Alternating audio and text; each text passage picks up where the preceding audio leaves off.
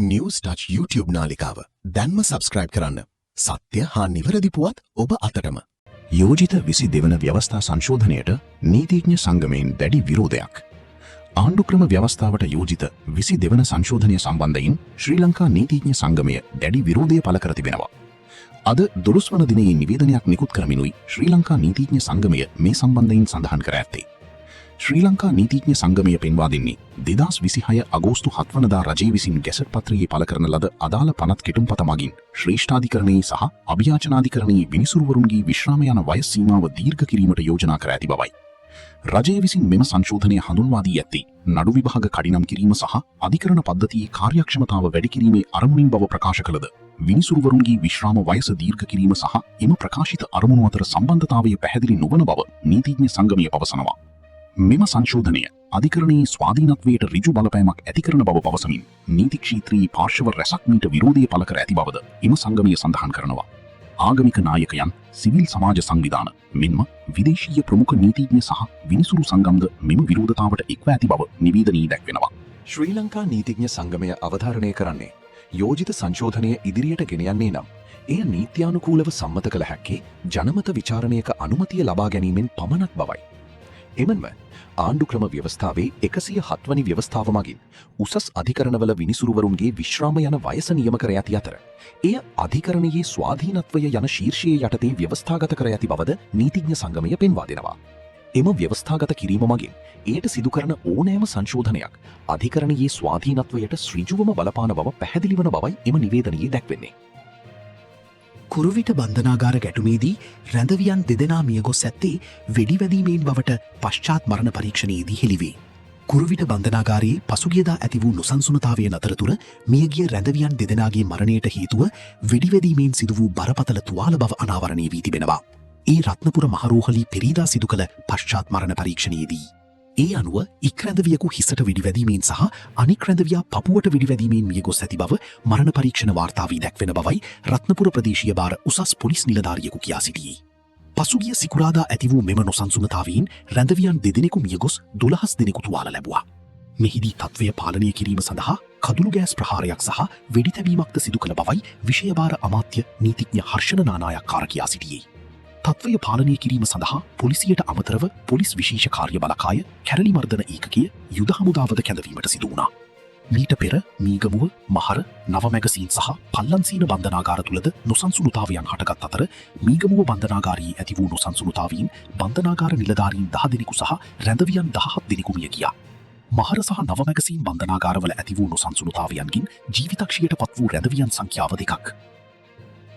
ජීව උණ්ඩ සමග හිටපු හමුදා සෙබලෙක් අත්අඩංගුවට.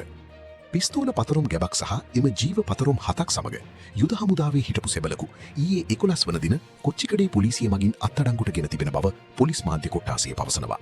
කොච්චිකඩේ පොලිස් ස්ථානයේ නිලධාරීන් කණ්ඩායමක් වෙත ලැබුණු තොරතුරක් මත බඩල්ගම පොලිස් වසමේ ගොඩැල්ල ප්‍රදේශයේදී සිදු කළ වැටලීමකදී මෙම සැකකරු අදාළ ජීව උණ්ඩ සමග අත්අඩංගුවට ගෙන තිබෙනවා.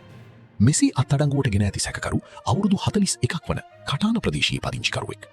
සිදු කරන ලද විමර්ශනවලදී අනාවරණය වී ඇත්තේ මෙම සැකකරු නීත්‍යානුකූලව යුද හමුදා සේවයෙන් ඉවත් වූ අයෙක් බවයි. සිද්ධිය සම්බන්ධයෙන් කොච්චිකඩේ පොලිසිය විසින් වැඩිදුර විමර්ශන සිදු කරනු ලබනවා.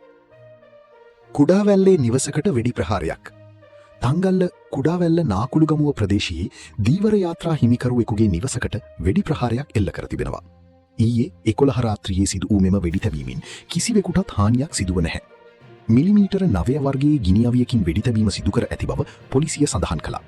වෙඩි තැබීමට හේතුව මෙතෙක් අනාවරණය වී නොමැති අතර සැකකරුවන් අත්අඩංගුවට ගැනීම සඳහා තංගල්ල මූලස්ථාන පොලිසිය විමර්ශනයක් ආරම්භ කර තිබෙනවා. නිදන් හාරන්න ගිය 4ක් කොටු.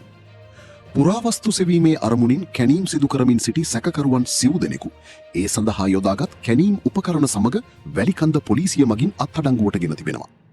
පොලිස් මාධ්‍ය කොට්ටාසය සඳහන් කළේ සැකකරුවන් සමග ස්කැනර් යන්ත්‍රයක්, රවුටරයක්, පවර් බෑන්ක් එකක්ද අත්අඩංගුවට ගෙන ඇති බවයි. මෙම වැටලීම වැලිකන්ද පොලිස් ස්ථානයේ නිලධාරීන් කණ්ඩායමක් විසින් ලද තොරතුරක් ඊයේ රාත්‍රී වැලිකන්ද පොලිස් වසමේ මුතුවෙල්ල ප්‍රදේශයේදී සිදු කර ඇති බවද පොලිසිය පවසනවා. මෙසේ අත්අඩංගුවට ගෙන ඇති සැකකරුවන් වයස අවුරුදු 55, 59, 63 හා 67ක් වන වැලිකන්ද, හිඟුරක්ගොඩ, පොළොන්නරුව හා මැදිරිගිරිය යන ප්‍රදේශවල පදිංචිකරුවන් බවයි පොලිසිය සඳහන් කළේ. සිද්ධිය සම්බන්ධයෙන් වැලිකන්ද පොලිසිය විසින් වැඩිදුර විමර්ශන සිදු කරනු ලබනවා. බන්ධනාගාරයට මද්‍රව්‍ය යැවූ නියාමකයා ඇතුළු දෙදෙනාට රැඳවුම් නියෝග. බොරෙල්ල මැගසින් බන්ධනාගාරය තුළට මද්‍රව්‍ය තොග සැපයීමේ ජාවාරමේ නිරත වූ කල්ලියේ බන්ධනාගාර නියාමකවරයා ඇතුළු දෙදෙනාගෙන් වැඩිදුර ප්‍රශ්න කිරීම සඳහා ගල්කිස්ස මහේස්ත්‍රාත් අධිකරණය විසින් දින 7ක රැඳවුම් නියෝග ලබා දී ඇතැයි ගල්කිස්ස කොට්ටාස අපරාධ විමර්ශන කාර්යාංශය පවසනවා.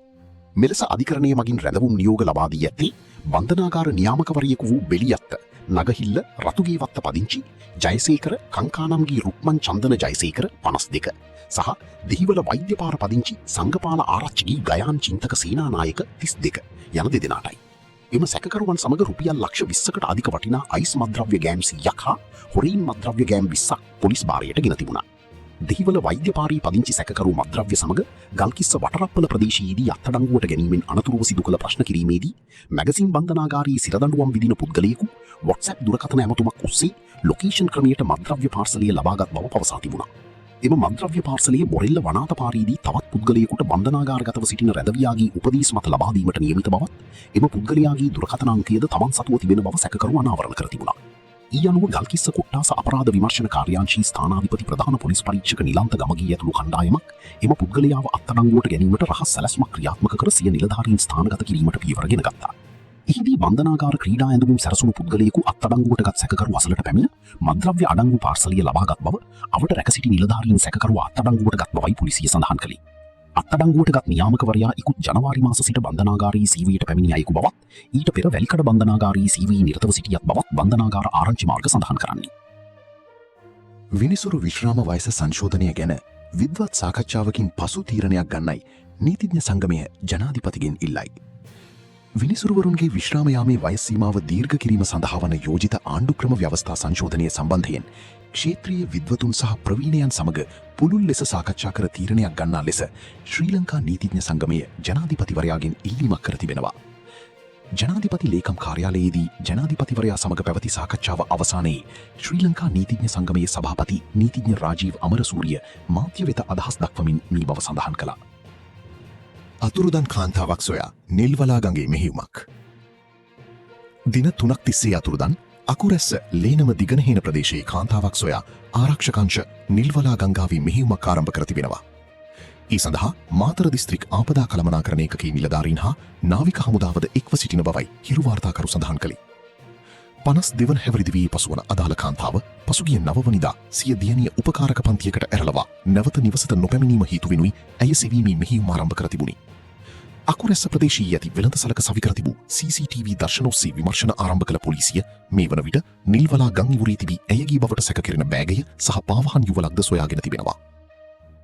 අක්කරපත්තු ප්‍රාදේශීය සභාවේ කාර්මික නිලධාරියෙක් අල්ලස් දැලේ.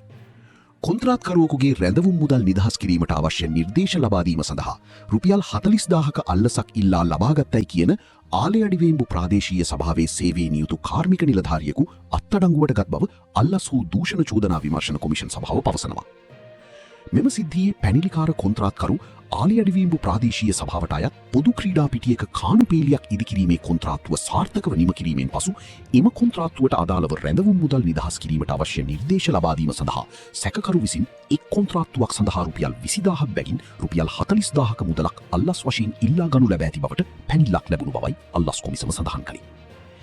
එසේම අම්පාර දිස්ත්‍රික්ක ග්‍රාමීය කර්මාන්ත දෙපාර්තමේන්තුව මගින් අක්කරපත්තු නගරයේ වෙළඳසැලක් ඉදිකිරීමේ කොන්ත්‍රාත්තුවට අදාළ රැඳවුම් මුදල් නිදහස් කිරීමට අවශ්‍ය නිර්දේශ ලබා දීම සඳහාද සැකකරු විසින් මෙම අල්ලස් මුදල ඉල්ලා තිබූ බවයි එම කොමිසම පැවසුවි. අත්අඩංගුවට ගන්නා ලද සැකකරු අක්කරපත්තු අධිකරණය වෙත ඉදිරිපත් කිරීමෙන් පසු රක්ෂිත බන්ධනාගාරගත කර තිබෙනවා. අලුත්ම පුවත්තොරතුරු සමගින් අපි නැවතත් හමුවෙමු. අපව විශ්වාස කර අප සමග රැඳී සිටි ඔබට ස්තුතියි. තවදුරටත් අපගේ පුවත් සේවාව සමග සම්බන්ධ වීමට සබ්ස්ක්‍රයිබ් කර බෙල් අයිකන් එක ක්ලික් කරන්න.